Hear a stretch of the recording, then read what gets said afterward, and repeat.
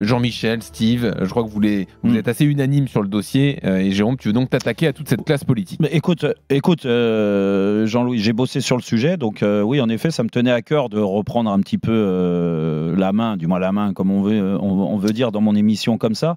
Moi, je suis pas un ami de Karim Benzema, hein. Loin de là, hein, il m'aime pas forcément, on est d'accord, donc je vais pas défendre mon ami, tu vois, déjà dans un premier temps pour mettre ça de côté.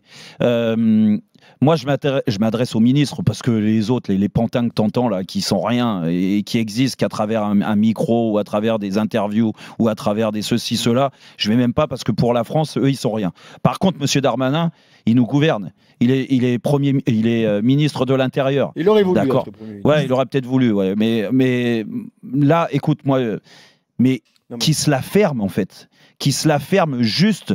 Si ils veulent l'ouvrir comme il l'a ouvert, il faut donner des preuves. Si vous voulez le sortir de la société, vous le sortez de la société. Mais parce que c'est un danger pour la société. C'est ce qu'il dit. Mais par contre, vous sortez les preuves. Si vous n'avez pas de preuves, ou c'est juste qu'on a sorti hier, Jean-Louis, je trouve ça dégueulasse. Dégueulasse.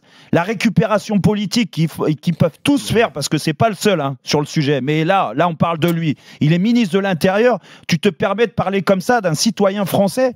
Mais quand même, mais où on va? Mais où on va? Mais où sont les gens qui ont un peu de recul, qui nous gouvernent? Ben, il est ministre quand même, bordel.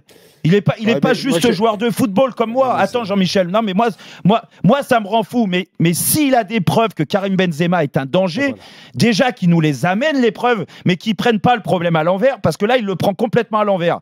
Mais s'il n'a pas de preuves, parce que pour l'instant, il ne nous a rien montré, s'il n'a pas de preuves, ben tais-toi. Tais-toi, c'est pas parce que tu es ministre de l'Intérieur que tu es obligé de l'ouvrir.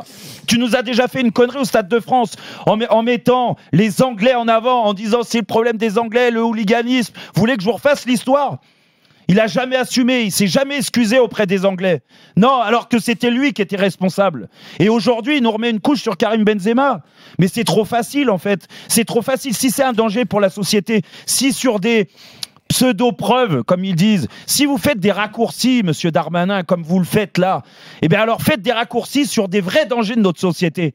Et enfermez-les, ceux-là. Au lieu de vous en prendre à Karim Benzema. Moi, ça me rend complètement malade. Il a des enfants, Karim Benzema. Il a une famille, Karim Benzema. Donc là, on lui pisse dessus, en fait.